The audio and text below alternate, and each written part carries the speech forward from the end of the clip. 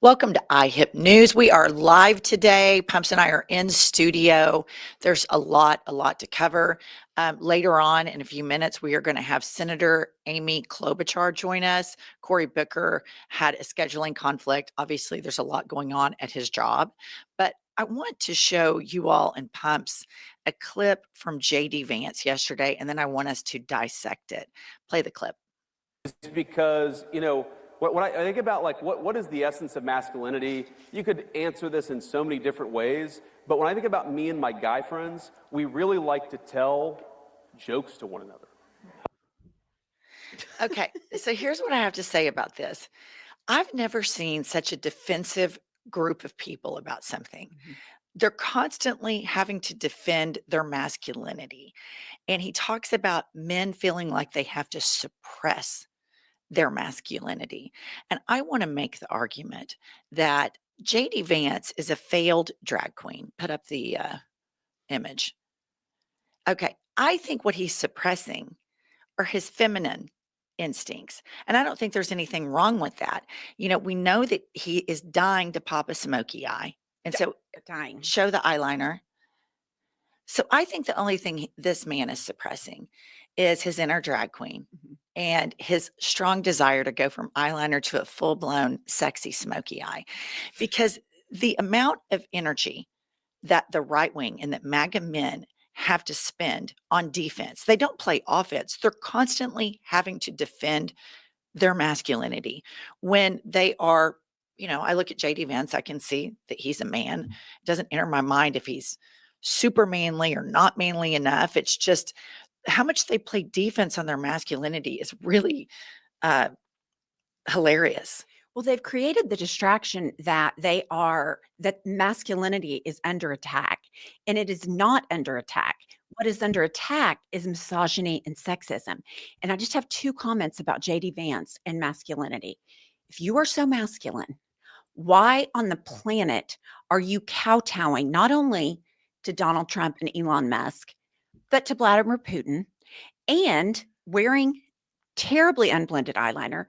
And my second point is, I don't think he has any male friends, because he says, when I get together with my male friends, we like to joke. What are you talking about? Stop. You're a grown man. They sit around and do jokes. That makes no sense to me. He is someone that has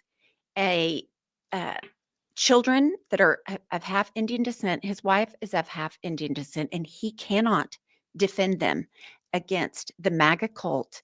And he is, in my mind, an extremely beta male.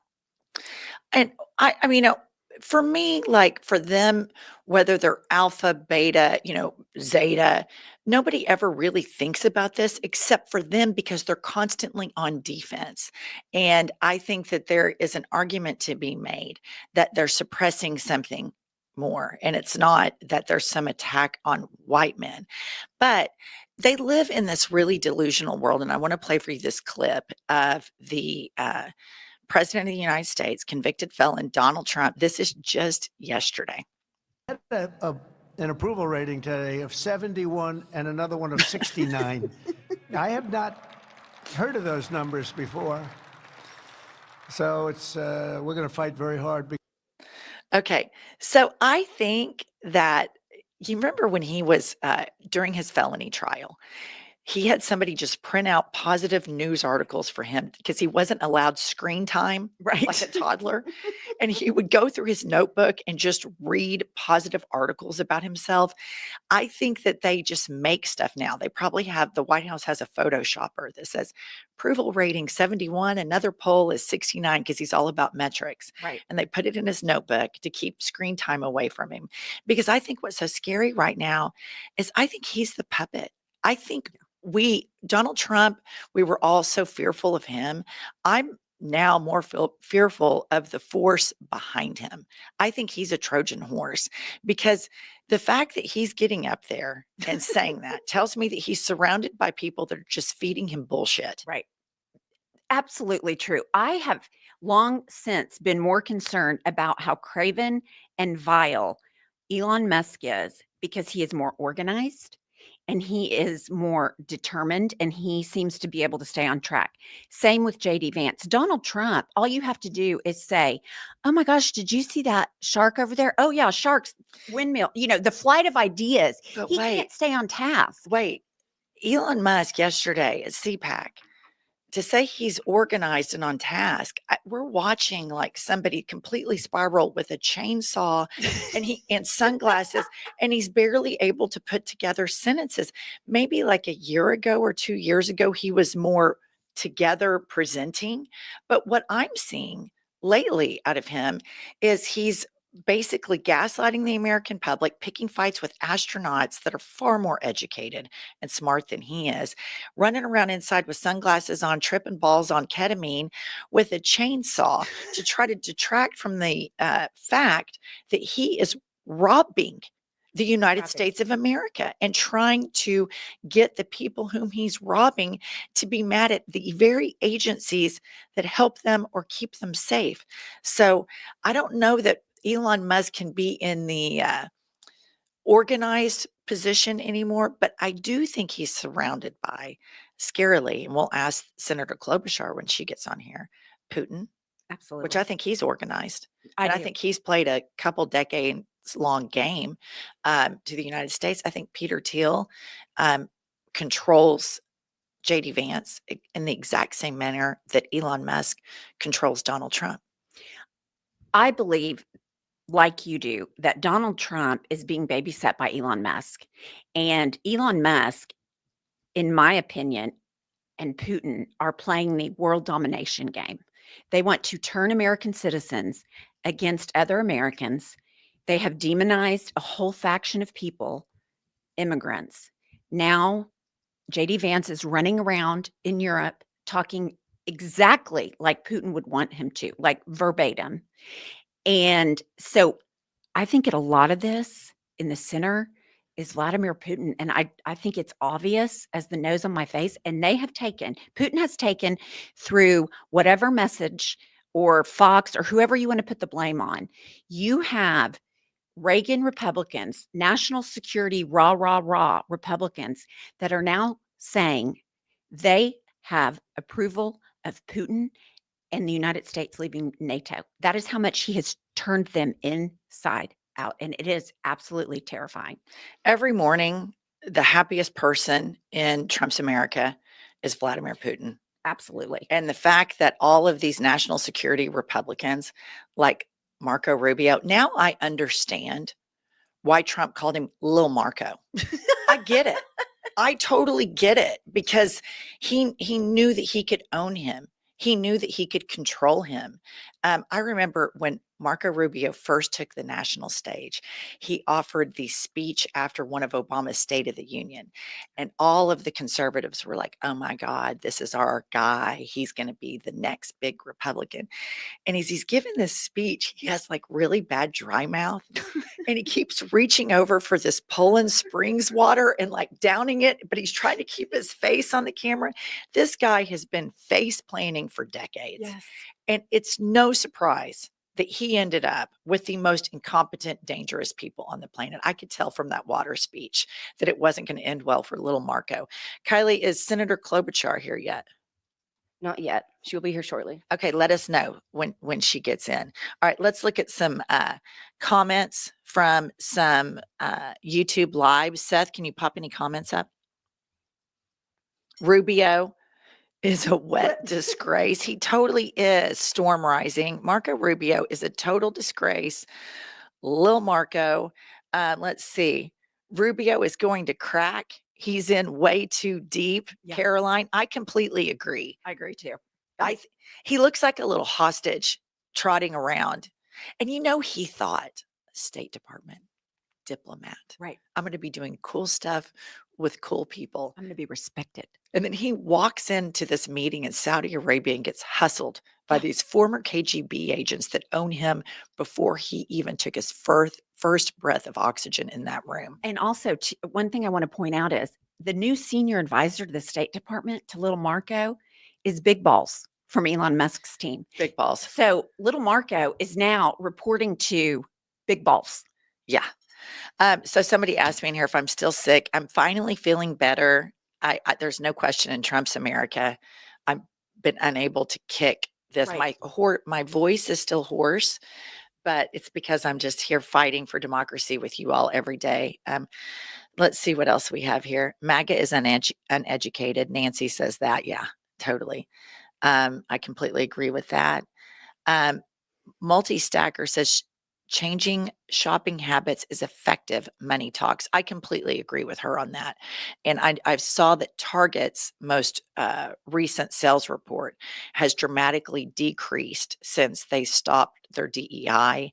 And I've seen a lot of stuff on social media about people boycotting Target. Mhm. And so I agree with this commenter. Here's Joanne says, what happens to Musk if Trump is gone? This is a great This is question. a great question. And I think about this all the I do. time, Joanne, because I I feel like then they put JD Vance, and I feel like JD Vance would still be owned by the same oligarchy that is Absolutely. owning Trump right now. The difference would be, though, is all these MAGAs are so loyal to Donald Trump. Will that translate to JD Vance, who has zero charisma? So that will be the question. Will the MAGA base galvanize around Vance like they have Trump? And I don't know if that's true or And not. do they care? Right. If the What's your sorry, buttons? guys, my buttons are loud. Yeah, do they care? At this point, do they care? But I keep thinking to myself, at some point, Trump's on there going, "Oh, well, we're trying to get down the cost of inflation because of Biden." That's a lie. Inflation is up because of the decisions that you're making. Prices are going to continue to rise at such a level. I think even the MAGA base is got to be able to figure it out. Let me tell you this. So when I'm not a podcaster, I have been an interior designer for over 25 years. I get about 4 to 5 emails per day from vendors that are doing a pre-price hike that will be effective March 15th. And it says, due to the potential of tariffs and the basically the business is not being on stable footing economically because of the potential of tariffs, because even American made furniture, some of the parts, if the furniture is made in America, come from Mexico, come from Canada, come from overseas. A lot of parts come from China. So there's already a 20% price hike in the interior design world, which affects home building. We have a housing crisis. I think we're going to see inflation through the roof. So just his talk about tariffs, having them, taking them away, tweeting about them, talking about them, press conference, it is going to completely, any sort of inflation mitigation that Biden was doing, which was effective, which was the best in the world post COVID, it's gone now. We have the senator. Oh my gosh. Right. Hey. Hey. Hello, Senator Klobuchar. How are you? Oh, I'm great. We were voting till 4:30 a.m. How's work going? Oh, it is. It's great. You want to be at your workplace voting at 4:30 a.m. Mm-hmm. And How then are I your got coworkers? with my coworkers, Rand Paul, Josh Hawley, me, and then I got here and had 3 hours sleep, and then got on with you guys. So there we are. We Put on my appreciate you coming seatbelt so on. I look, senatorial. Made myself some coffee. Kind of hearing about the interior design and wishing there was more on that IKEA bookcase behind me that would look better. I can try to go like that. It looks good. I think that you did a great thank job you. stacking the books with the bowl. Okay. Senator Yeah. Klobuchar, Yes. we're all freaking out. All right. Let's really have a talk about this. We're all watching this. We're watching Marco Rubio, your former Senate colleague, looks like a Yeah. hostage. He looks like he was completely hustled by these 2 former KGB agents in Saudi Arabia. Trump is out there lying left and right, spouting Putin propaganda, pro-Kremlin talking points. It feels like we are going to be allies with Russia and China, and that we're going to abandon NATO. What do you think about that? This whole thing has been awful. I mean, it has been just, to me, it just has. I'm someone who's been to Ukraine 3 times. I've actually been in the presidential offices with President Zelensky, which are, by the way, surrounded by sandbags, and he's bunkered in there as he stands up. We all remember that first day when he went down to the street corner when everyone had counted him out and his country out, and he said 3 simple words: "We are here." That has been true ever since. And the thought that we have a president now that claims that Zelensky started the war. I have been at the mass graves in Bucha. I've been at the burned out apartment buildings in Irpin. This has been a horror show. And this is Vladimir Putin, who has shot down passenger planes. He has killed journalists. He has imprisoned his political opponents. And now Donald Trump, in his first month in office, has decided, yeah, there's always negotiated settlements to war. That's okay. New president comes in, you have peace talks, you try to work this out. But what does he do? He excludes Zelensky from the talks. He basically sells out the store through his vice president and through his defense minister, basically saying, well, no, Ukraine, you can never get in NATO. And hey, no, sorry. You're going to have to give up the territory that has been yours for years. And then he embarks on these peace talks through his Secretary of State. So my own view is, what is their hope? Well, there's hope in Europe.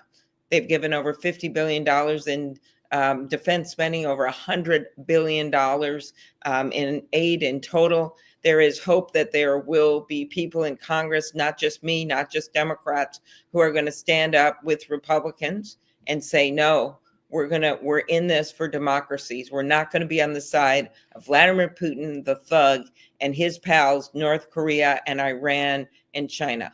And so there are Republicans who have been speaking out, which is one of the first times. Otherwise, they've been acquiescing in everything Donald Trump wants. So that is the hope here, that Congress, as the Article 1 in the Constitution, we're number one, not Donald Trump, that we stand up when we stand up for Ukraine. Angie. When you're talking about Ukraine, you have these, I'm seeing now misinformation because Donald Trump has, tweeted, because he governs via social media on his pathetic Truth Social. He's saying things like, Zelensky's a dictator, the people don't like him. He didn't start he's acting like Vladimir Putin didn't start the war. And I see increasingly on these sites that people believe this disinformation, which we know they have a real appetite for disinformation. But what is the best way to educate the American people that are willing to listen to the truth about this is not how this goes? Europe is meeting behind our back. And they should be concerned. So how do we combat that at this stage? Well, I think, first of all, people know when things are lies. They know what Russia is up to on the internet. I post a picture, say, of me in a Ukraine T-shirt last weekend that I'd gotten it with our Ukrainian community. And of course, I got a bunch of people saying, yeah, that's great. 30,000 of them, millions of views.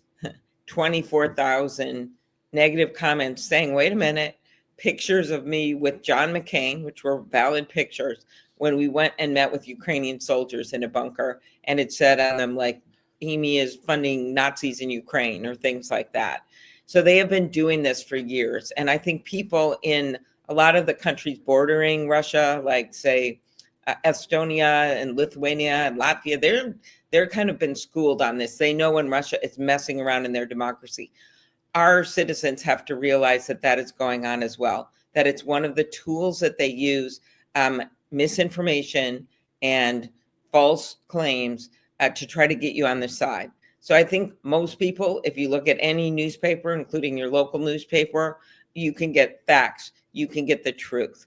Any kind of a normal news organization where you can tune in, your podcast, you're able to find out some information. So people just got to not believe that stuff that they just see pop up on their internet about Zelensky or Ukraine, because I'm telling you, it's either coming from Russia, it's coming from the Trump people who want to mess around with where peoples are on this. And the words that some of the things they are saying are exactly what Donald Trump has said. And it's on all of us to say no. And I just saw the recent polls today where finally a bunch of people that voted for Donald Trump are starting to say, hey, wait a minute, I thought he was going to bring costs down.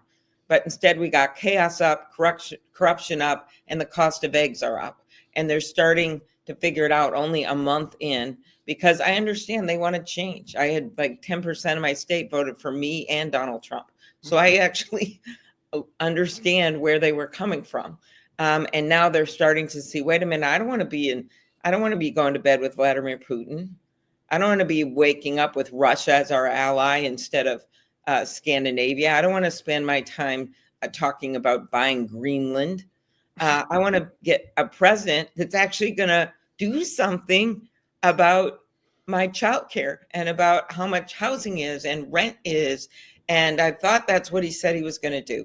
And he is doing exactly the opposite with those tariffs. That's going to bring prices up, firing people working on their nuclear arsenal, and avian flu, which is contributing, by the way, to these egg prices.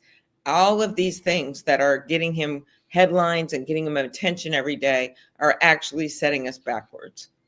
Senator Klobuchar, I appreciate that you think that a portion of the American public can identify lies, but I want to share something devastating with you. Okay. I was playing pickleball on Sunday, and at the end of the match, we were kind of hanging out, and this woman who's 10, 15 years older than me, politics come up, Elon Musk comes up, Ukraine comes up.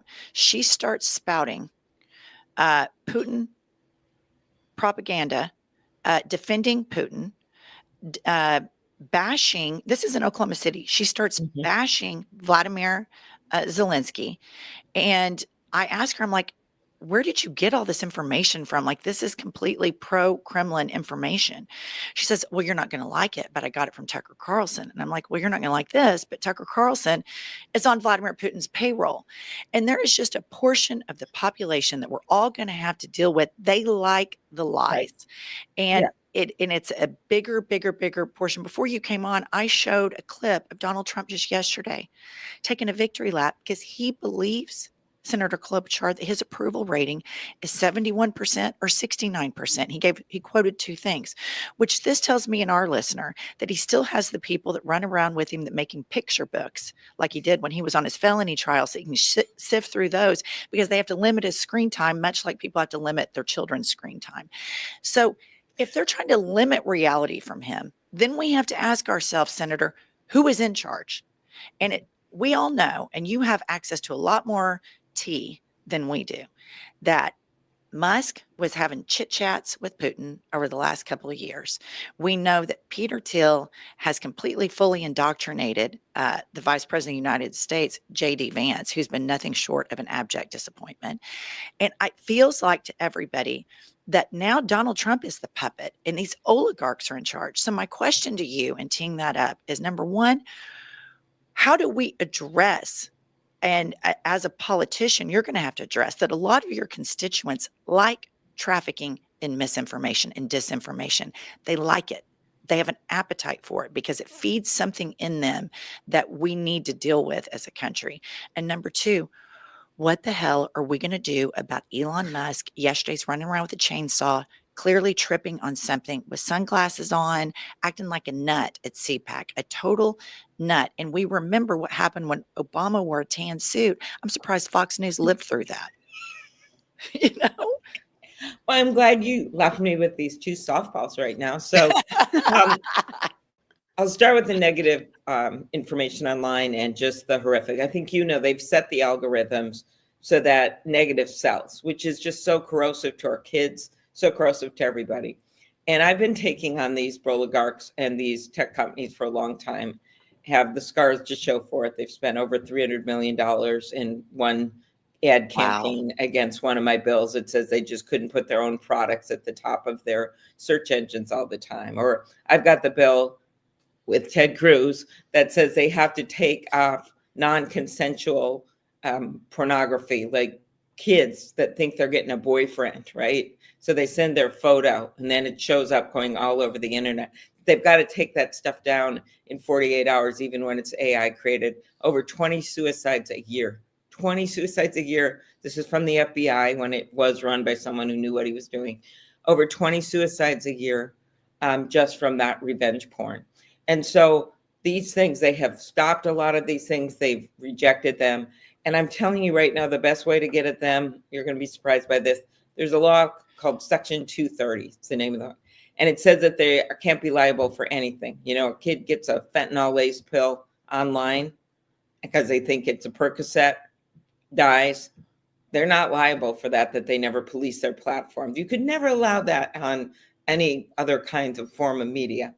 So if you make sure that they can be liable, that people can sue them, like when that plane flipped over in Toronto, a lot of why those passengers are alive right now is that there'd been suits in the past. There'd been safety rules put in place about things like airline seats and what you had to do to keep people safe. That's not happening online at all, whether it comes to bad information, whether it comes to drugs, whether it comes to pornography. So I truly believe in my heart, if you want to make the internet a safer place, and of course the oligarchs that were sitting at that inauguration, I know I ended up being in charge of it and riding in a car with Joe Biden and Donald Trump from the White House to the Capitol, the only Oh person my in the God. history of America, just alone, the three of us.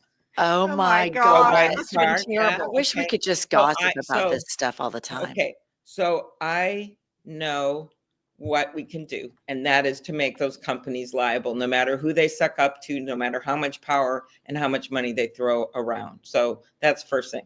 Now on Elon Musk, he's a oligarch of his own making there, as we all know.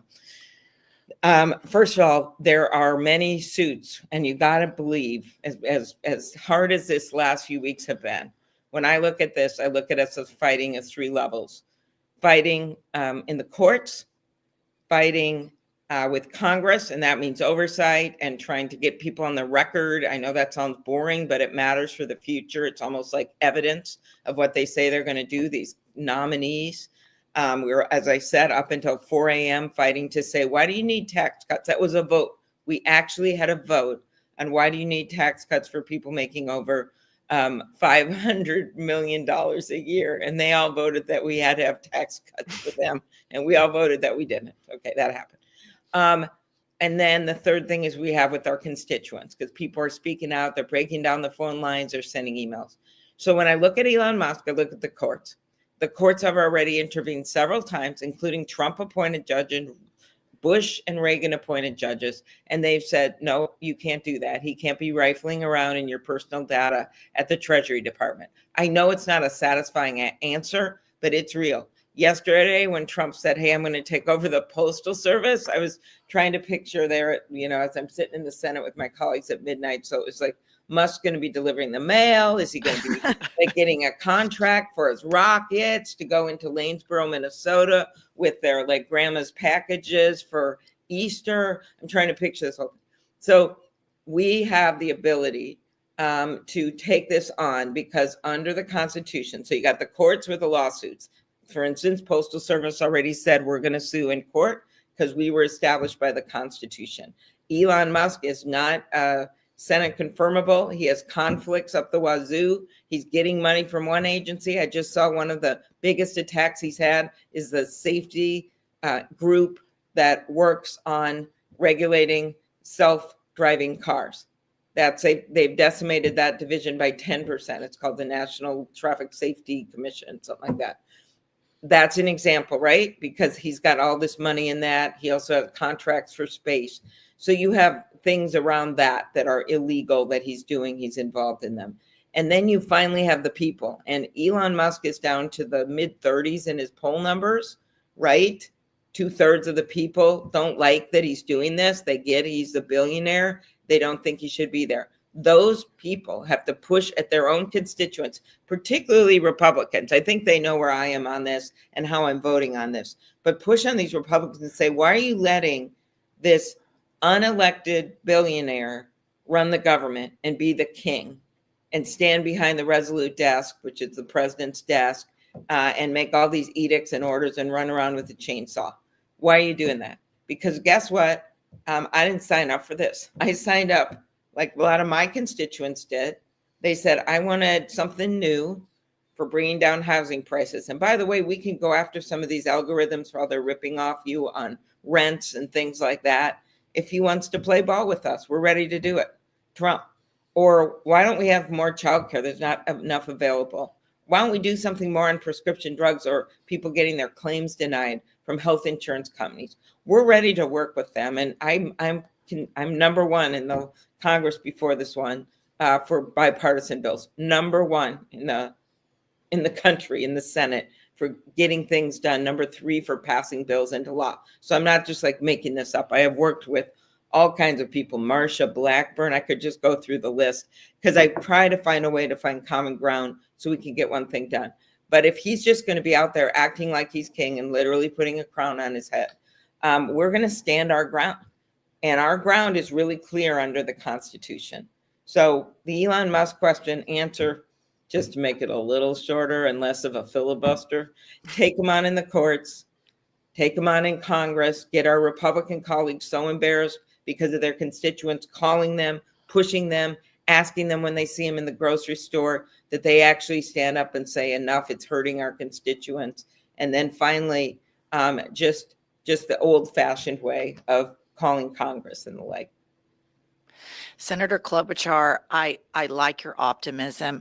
I have a feeling that we need to be a kryptonite wall against them, that the days of bipartisanship are over. We are in a very dark era, and just we're on the ground all the time with your base, and we want to see you guys F them up. We have had it up to our eyeballs.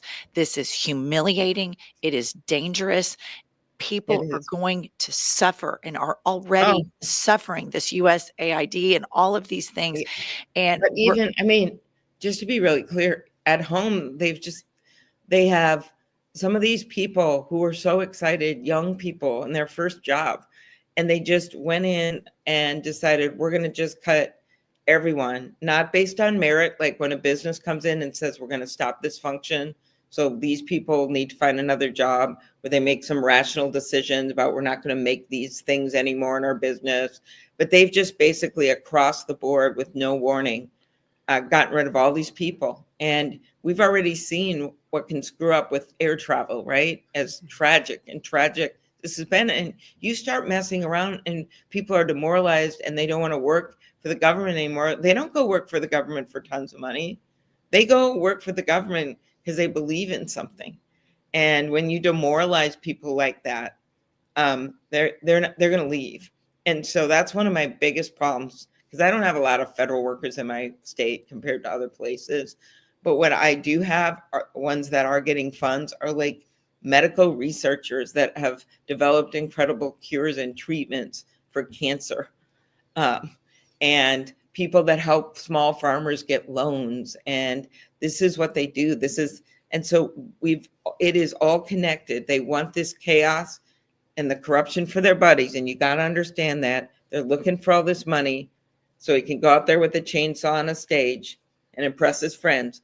But also, I'm talking about Musk, but also so that they get the money to give their tax cuts for these people that are billionaires. So we always say, when I was a prosecutor in my old job, we'd always say, when we're looking at a case, follow the money. Follow the money. Look where the money's going. Is the money going to you, or is the money going to really rich people? And that's where you got the answer. And we are in this in such a big way. And I just want your listeners to understand that, like, every single day, 3 hours of sleep like last night, we get how horrible this is. We are as frustrated as anyone. I was at last weekend when I was home. I went to the Container Store. They're not bankrupt yet. Well, they kind of are, but they have a store. And I was standing in line with my shopping cart with all these plastic boxes. And this woman, I didn't know her. She came up. She goes, "Hey, Senator, I know why you're here." And I go, "Oh, it's Saturday. I'm just taking a few hours off. I got to organize I've got these teas and this coffee and this." She goes, "No, you're here because the whole world's out of control and you're trying to find some control. And you're here at the Container Store trying to organize it." And I hadn't even thought about it. I'm like, that's exactly right. And I go home, I organize all these cabinets.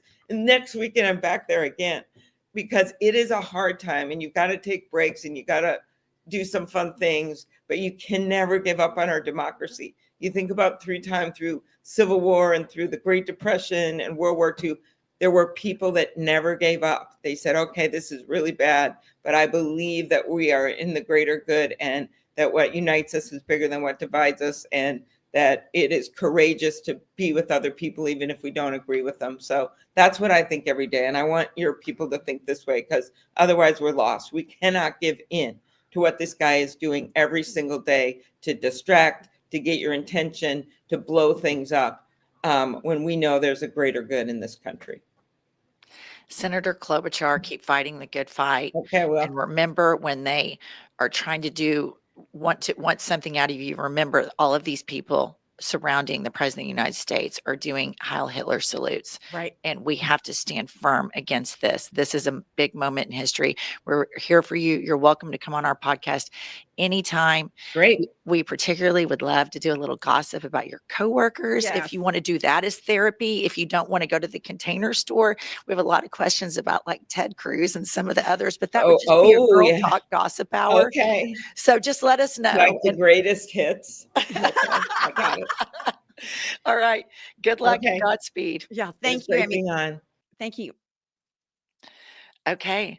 I mean, okay. I just called her Amy like a dumb shit. That's what, okay. Listen up, you guys. Ugh. When we interviewed Barack Obama, I'm so nervous. This was at the DNC when we had Hope. Right. When Hope was still And alive. so we're sitting there and I'm like freaking out. I'm like looking at him going, that's Barack Obama. And we're like, I mean, he's like Yeah. closer to me than Pumps is right now. And I go, so Barack, I mean, you wanted to die. I was just like, I still think about it from time to Right. time. I'm And like, like sweat the whole night. Like, why did I do that?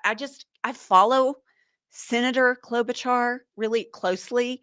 And so I feel like we're friends, even though we've never met. And so I just called her Amy like an asshole. yeah. Ugh. So, I think let's just do a quick post show. I hear her say, because what she has to do is go to the Senate and do things. And she has to go there. And in her mind, like, I'll work with them where we can. This is the part where maybe it's because I'm not a senator, or maybe I'm just a cynical twat. Both are possible. Right. But my thing is, when you see people doing Heil Hitler salutes. We saw Steve Bannon do one yesterday. We saw Musk do it at the inauguration. The president, Donald Trump, has never come out and said, we don't have space for this. I'm not going to allow this. We see the White House doing ASMR videos about capturing illegal immigrants. That's relaxing watching them get shipped off. And we see the cruelty. My stance is, fuck you. I'm not working with you on jack shit until you get Elon Musk the fuck out of here Right. and reconcile all this Nazism. Fuck you. I'm not doing one thing with you. But that's probably why I'm not a senator. That's what I was going to say. I think that's probably why you're not in political office. But isn't Among it, a lot of other things. I'm like, right. Amazing to me is that they stayed there till 4:30 in the morning, and the Republicans would not bend on tax breaks for people making over $10 million a year. Now, we know there's cuts to Social Security, Medicaid, Medicare that they're making just haphazardly, but they're in there fighting for billionaires. I mean, I'm sorry, millionaires, people making $10 million or more. And they're fighting for billionaires too. Oh, absolutely, they're fighting for billionaires. But what she said, I didn't want to misrepresent what she said. But at some point, the working class, the people that are on using these social safety nets, and I hate it when people call them entitlement, because if you've paid into Social Security, it's your money. But it's going to start hurting these people when they realize that the rich are getting richer and they're going to be losing benefits. I hope that's enough to smarten them up. Plus, with eggs over $13, $14 in some places. So we'll see. I think in many ways, what they did last night was they put these people on record Right. for their votes. And this is a fact. Donald Trump has created more national debt than any other president ever. 25% of the national debt was incurred by his first term. Everything else that he's wanting to do is only going to add more debt. One of the things that Elon Musk hasn't slashed at all is the interest payments on all of this debt. And yeah, he's cut this, he's cut that, he's barely cut anything. Right. All he's done is harm people, but they will be adding trillions more dollars in debt so that all of the wealthiest of the wealthy in the United States of America can get more of a tax break. And meanwhile, fleecing working class Americans who in large numbers voted for Trump, which is just horrible and embarrassing and just Well, it's interesting to me that while Doge has been cutting programs, Elon Musk has been awarded contract after contract. So just don't even get me started on him. all right. Thank you guys for joining us live today. We went 40 minutes. Thank you all that commented. And I just want to say one little thing to those of you idiots in the comment section that say Trump 2024. I just want you to know it's 2025, dipshits. We'll see you guys later.